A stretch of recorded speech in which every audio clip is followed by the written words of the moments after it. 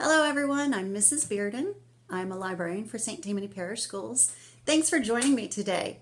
Today our story is going to be A Fine, Fine School by Sharon Creech.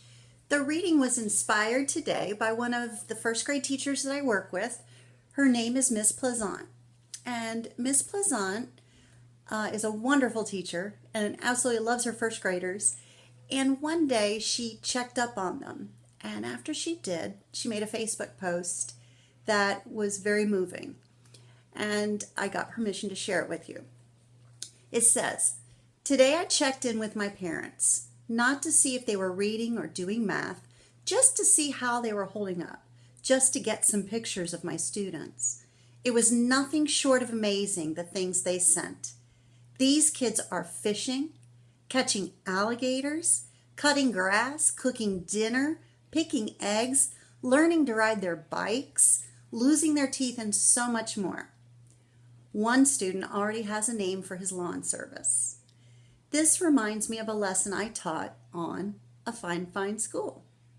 We talked about how school is not the only place you learn lessons. You need so much more than school. The kids and parents are learning together and creating memories." And without further ado, A Fine, Fine School. The book is written by Sharon Creech and the pictures are by Harry Bliss. Mr. Keene was a principal who loved his school. Every morning he strolled down the hallway and saw the children in their classes. He saw them learning shapes and colors and numbers and letters. He saw them reading and writing and drawing and painting. He saw them making dinosaurs and forts and pyramids. "Oh," he would say, "aren't these fine children? Aren't these fine teachers? Isn't this a fine, fine school?"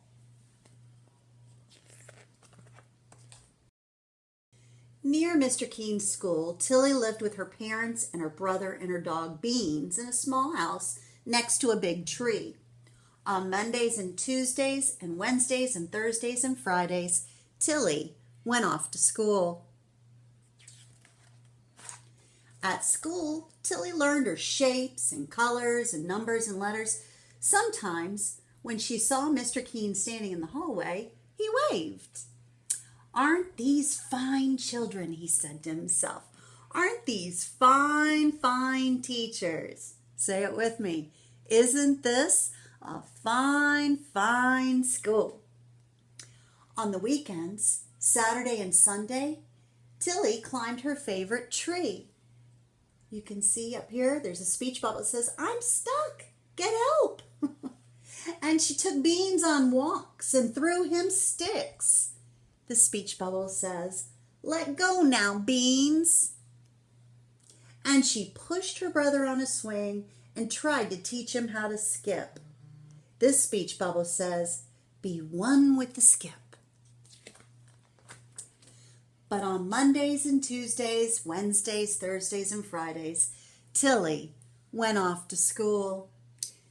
Beans and her brother did not like to see her go. "Hurry, hurry, hurry home," her brother called. One day, Mr. Keene called all the students and teachers together and said, "This is such a fine, fine school. I love this school. Let's have more school. From now on, let's have school on Saturdays too." The teachers and the students did not want to go up to school on Saturdays, but no one knew how to tell Mr. Keene that.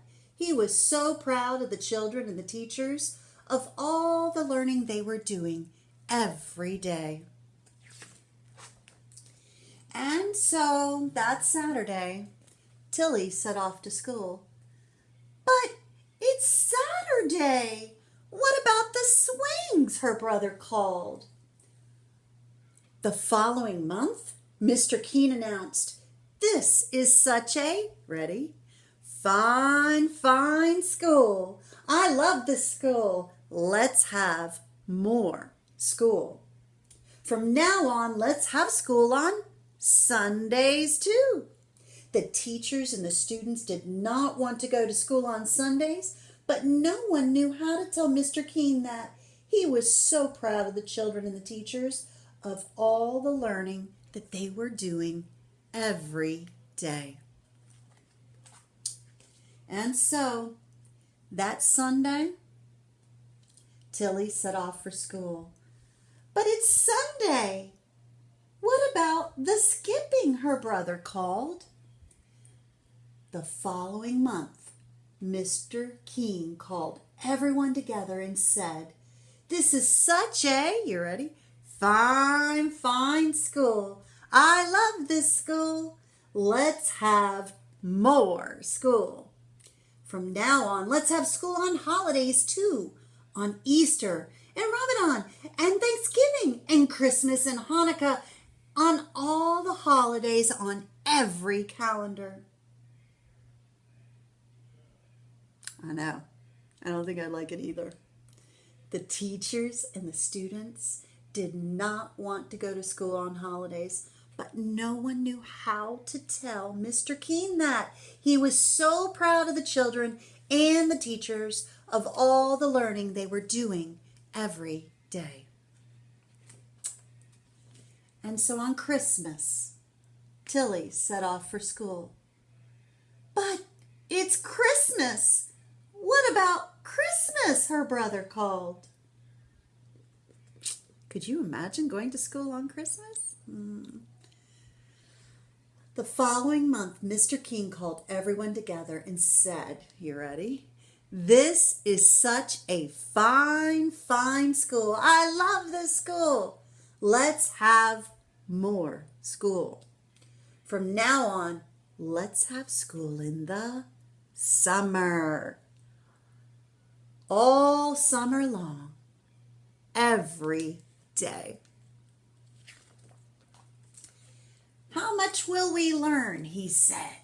"We can learn everything. We can learn all about numbers and letters and colors and shapes, the Romans, the Egyptians, and the Greeks.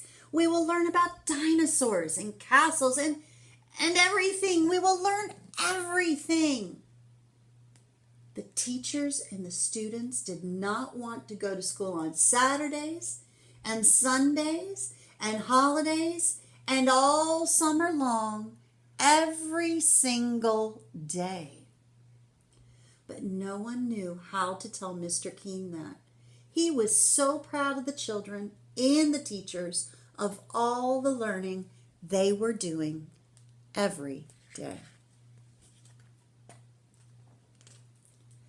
And so, on the first day of summer, Tilly set off for school. "But it's summer! What about summer?" her brother called. And that day, Tilly went to see Mr. Keene.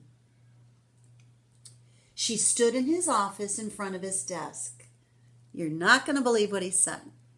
Yep, you guessed it. "What a fine, fine school this is," Mr. Keene said. "What amazing things everyone is learning." "Yes," Tilly said, "we certainly are learning some amazing things." "A fine, fine school," Mr. Keene said. But Tilly said, "Not everyone is learning." "What?" Mr. Keene said. He looked very worried. "Who isn't learning? Tell me, and I will see that they learn." "My dog Beans hasn't learned how to sit," Tilly said, "and he hasn't learned how to jump over the creek." "Oh," Mr. Keene said. "And my little brother hasn't learned how to swing or skip." "Oh," Mr. Keene said. "And I," she said. "But you go to school," Mr. Keene said, "to our fine, fine school." "True," Tilly said, "but I haven't learned how to climb very high in my tree, and I haven't learned how to sit in my tree for a whole hour." "Oh," Mr. Keene said. That day, Mr. Keene walked up and down the halls, looking at the children and the teachers. Up and down he walked, up and down.